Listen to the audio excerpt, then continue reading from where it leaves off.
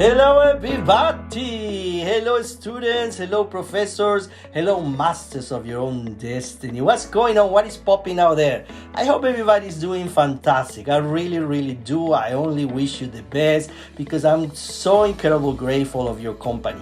This podcast exists because you tune in. That's the whole thing, is because you tune in. This is from Suarez Basement, a video podcast that creates bridges between the experts in the fields of communication, media, and the art, and you, the audience. We talk to those professionals who are working right now behind some of your favorite TV shows, your favorite movies, Broadway show, plays, you name it, they are here in the basement. And today I'm very pleased to have in the basement Luis Antonio Aldana, who is a Mexican actor, director, writer, person that I consider a very dear friend of mine, but especially a very talented storyteller individual. We're going to be talking about his career as a voiceover, rejection in the industry, but also about one of his latest projects, a short film that is now available in HBO Max, Acuitzeramo. Is a fantastic film that I 100% recommend. And like I always do, we have a co-host that is going to help me to navigate this conversation. I have the student, and very talented student from the theater department at SUNY Vigo, Autumn Jones, is with us, and she's going to help me to co-host the show. Thank you, WCNY in Central New York, again for your partnership, for your trust in us. And let's start this new episode from Suarez Basement right away. Here we go. Hit it.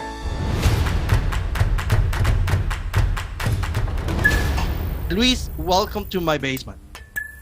Thank you so much. Really excited to be here. And it's awesome to see Autumn being part of this production. So thank you so much for having me. Yeah, she's representing today all the students, not only at SUNY Vigo, but all the students out there who want to learn a little more about acting and, the Absolutely. career in acting and these things. Autumn, welcome also to the basement, and thank you for being my co-host. Thank you for having me. I'm glad to be here. No, it's a pleasure to have you. Luis, again, let's start with a very simple question. How you doing? How is these crazy times that we're living in?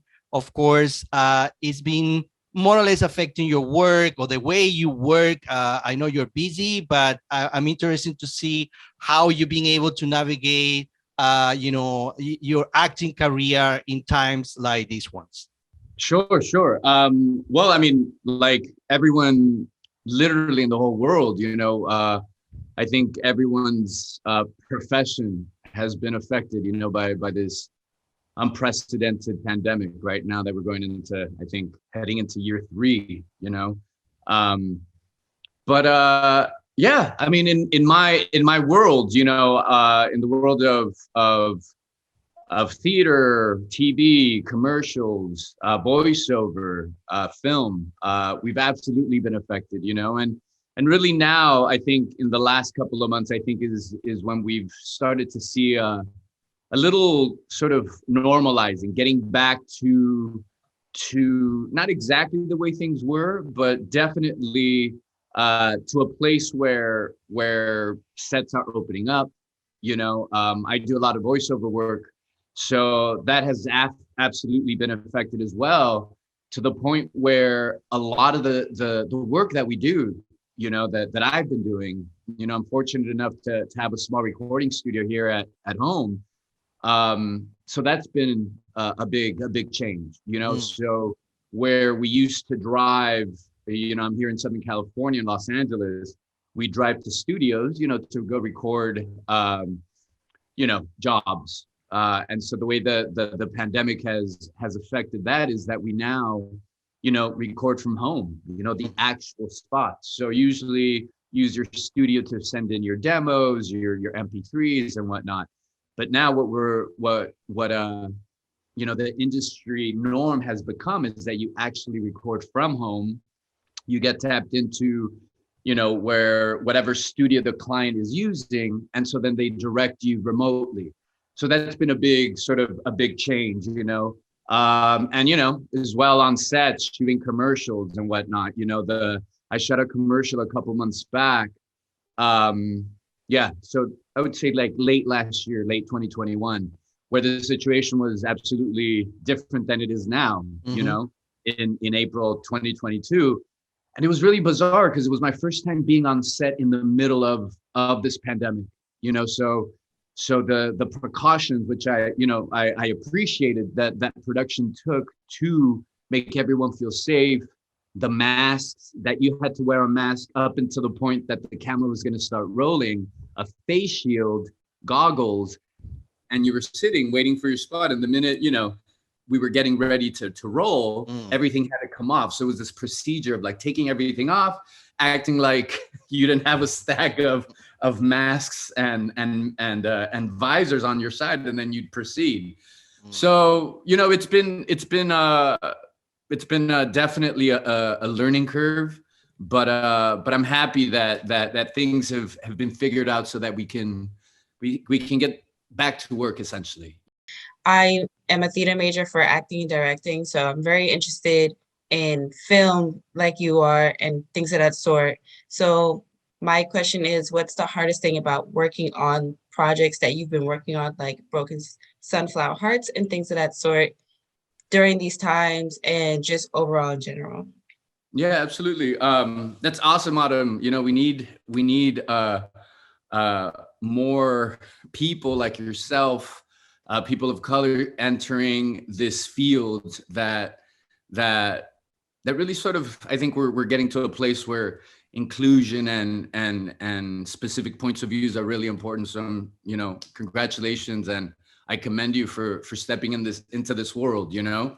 And to answer your question, you know, it's the most difficult thing, you know, is really just sticking to it. You know, I would say that you know, when people look at this sort of at this field of work, you know, acting, people think it's glamorous and it's this sort of like, you know, this romanticized vision of what it is. But I would have to say, yes, that can be part of it, but it's also hard work. So I would say one of the things that'll make your journey easier is really realizing that it's a marathon.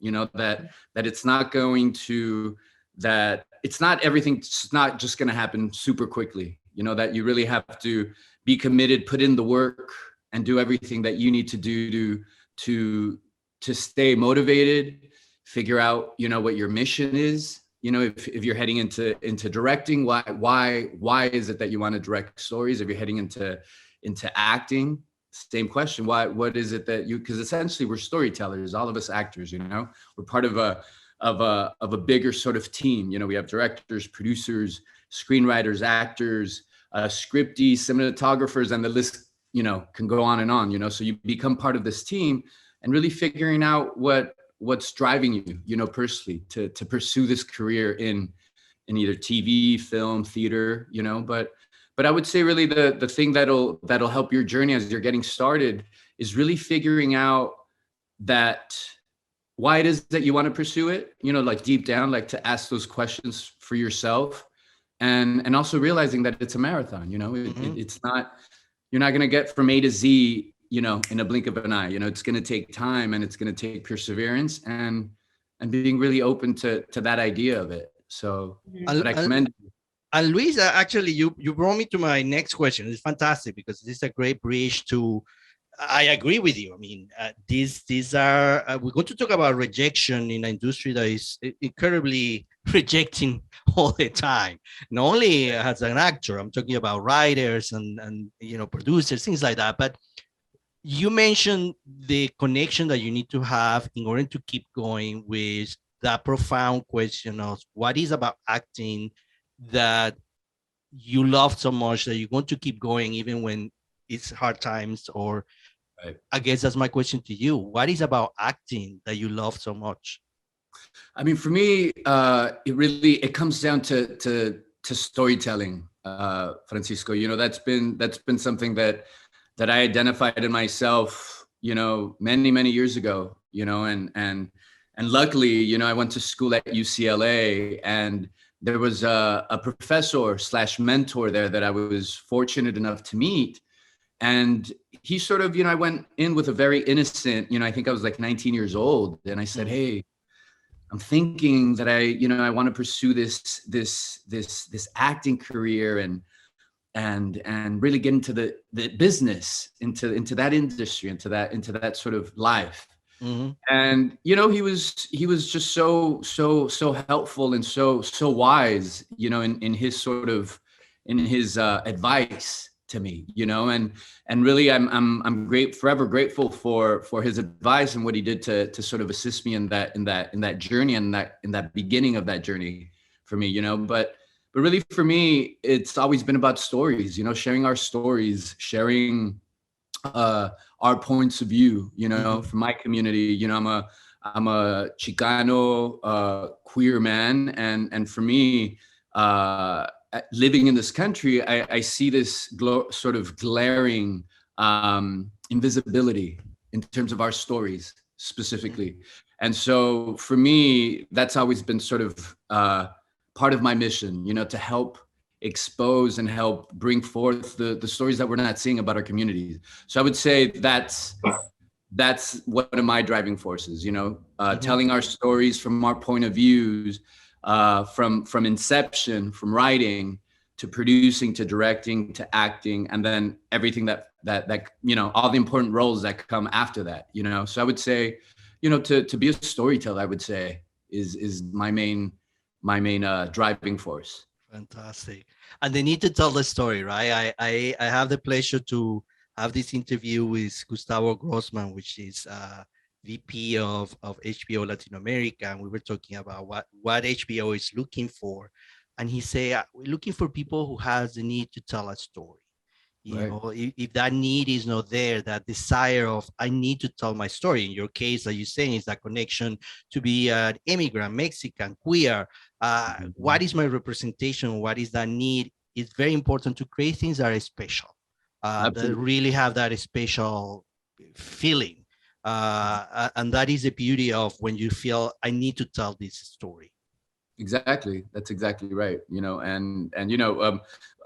of our latest project is called Acuitzeramo. Mm-hmm. And that actually everything that you just said right now, I think it defines what that story for us is. It's a short film that just started streaming on HBO Max, and it's exactly what you just described right now. What that executive said that they need. People that are willing to tell specific stories that speak a truth. And I think with that project, we were definitely aiming to do that. To Mm-hmm. speak a truth, to speak about something that isn't generally talked about, and I think people have responded really positively to it. So Well, let's talk about again the short film that brought us, in this conversation, which is I'm going to try to pronounce it okay, correctly. okay. Is Acuitzeramo. Acuitzeramo, yes. Acuitzeramo. Yeah, there it is. ¿Qué es? Uh, it, Acuitzeramo is actually a small town in the state of Michoacan in Mexico. That's the name That's of. that's the name of the town, and I'm assuming the word is an indigenous lacter of Yeah. Mexico. So I think the word, my understanding is that it's a mixture of indigenous Purepecha language with Spanish. Okay. Acuitzeramo means the serpent will be king. Oh wow. That's sort of a rough translation of what that town's name means, which is my writing and producing partner and the writer of the film. It's his hometown where he was born, where he grew up, part of his Okay. early childhood. Perfect. Again, this is a fantastic example. Again, to all the viewers and to all the listeners, is a short film, so it's not going to take too much of your time. It's in HBO Max, and it's fantastic. It's such a simple but very powerful story. So, how you go there? What was the inspiration behind? And don't tell off, of course, the story because we don't want people to spoil the thing. But how you go into this project and how I'm thinking even how did you found the project? Where do you find, locations, actors, things like that? Sure. I mean, very quickly, that story was written, directed by my writing producing partner, Miguel Ángel Caballero. Um, he decided that he wanted to tell a story dealing with a senior citizen, living in a small rural town. So that's all I knew. A couple of months after that initial conversation that he was interested in, that he said, here it is, here's the script. It was going on by another title at that moment. But I read it. We had another conversation about it later where he said, you know what, I'm thinking that instead of shooting it somewhere here in Southern California and sort of in some rural setting, I want to go back to my hometown and scope out and location scout and really see if that's going to be an option for us. And I was really sort of hesitant about that idea because I know how difficult it was going to be to try and get any sort of film crew to this little town of Acuitzeramo in the middle of Michoacan, So anyway, so we went. The minute I started sort of envisioning the story that I had just read in the place that we got to, when we got to Acuitzeramo, I said, there's no other place we can shoot this. We have to shoot it here.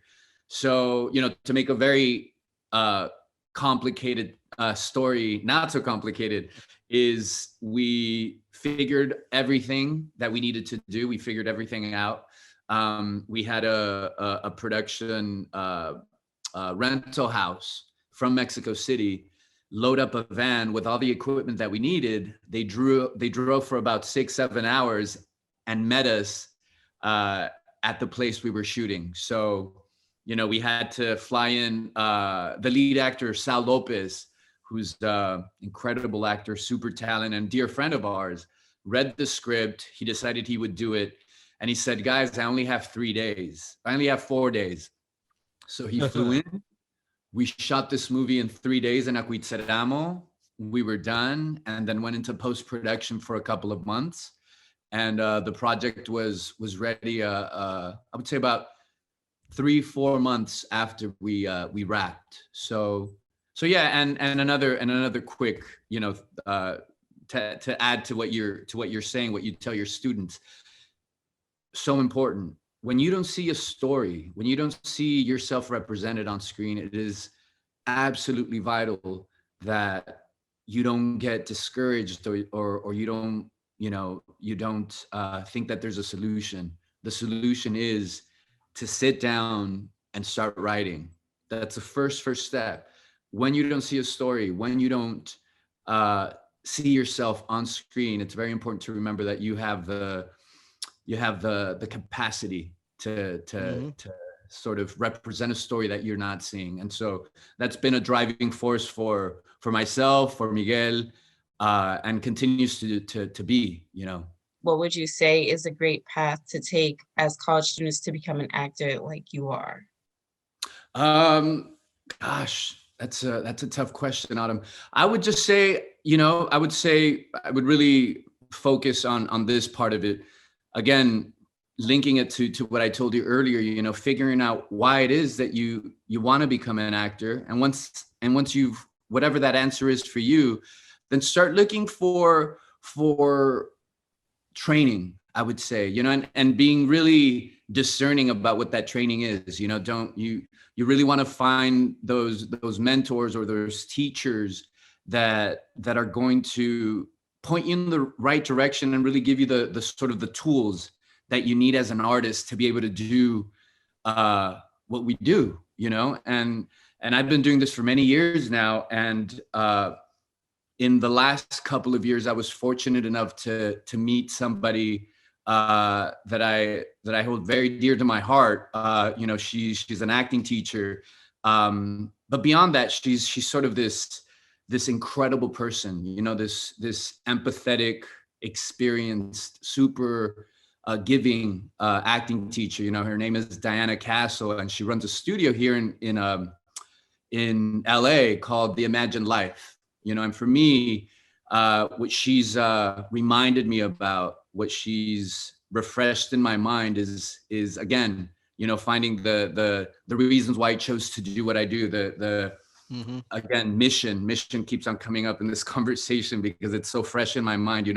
Why is it that we as actors decide to follow this path? So to more specifically to answer your question is figuring out who you're going to train under, and that you can have many sort of different tools that you can put into your toolbox. But I would say that's my biggest sort of advice. Once you've made the decision that this is something that you want to do, you want to be able to find a place where you're going to be able to develop the skill, like any artists, musicians or athletes.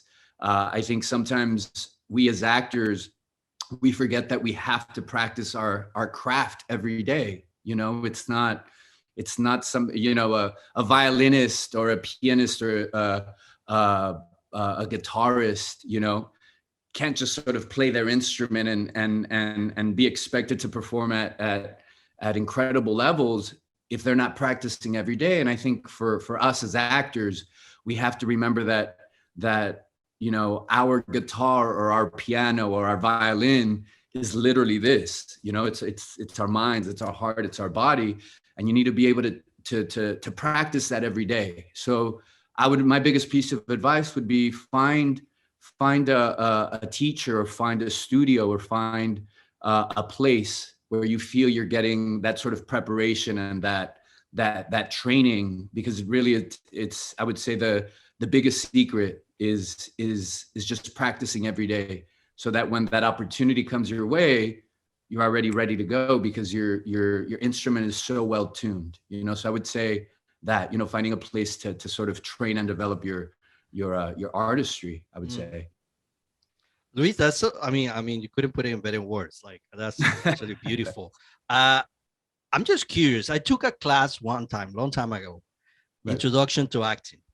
Okay. I realize it's not for me.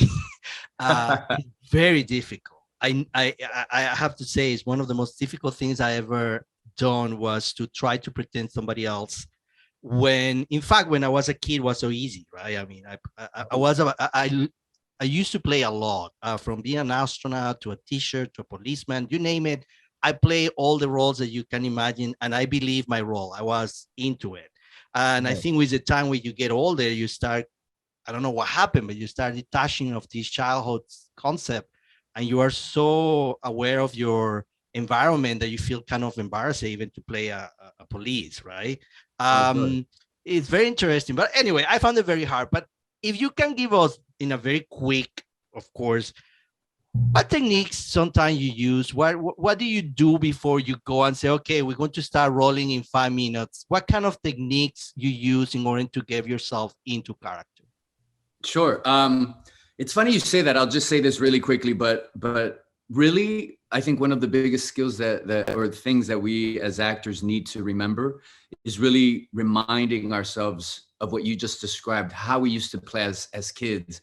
And it was effortless. It was quick, that we can just go from this reality into this reality, no questions asked, and we weren't concerned about anything. So I think that's really important. Also, Autumn, to take note. Remember that childhood play spirit. Very important. For me, Francisco, I think preparation. I mean, there's not one specific thing, but something that I've used in the past that's really beneficial for me is music. I find music is a very sort of cathartic sort of stimulus for me. It can get me into different moods very quickly. And this is aside from all the preparation that hopefully I've done prior to, jumping on stage or getting ready to start rolling a scene, is music. I would say music for me has been really a wonderful way to remind me or inspire, a certain sort of, I don't know, like thought process or a tone, like an emotional tone, So for me, music. It's like for me, for writing, when I write, I look for songs that put me in that, if I'm writing a scene that is more funny, of course, I'm going to find something a little more, but if it's a scene that's more dramatic, I use music as my inspiration for the mood of what I'm going to be writing. Exactly. So I would say music for me is a big tool for sure.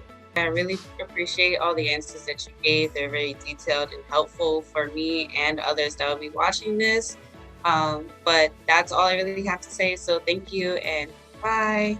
Awesome, Adam. See you again one day soon. Perfect. Yeah, Well, good to Adam. thank you, Luis, for being here. I appreciate it, and the audience appreciate that you were with us. And yeah, I mean, we keep in touch, and all the luck in the world with your new projects coming out this year. It's a very important year, I think, for everybody, especially coming out of the pandemic. And thank you so much for taking the time and share your expertise with us. Absolutely. Thank you so much for having me, Francisco. Thank you.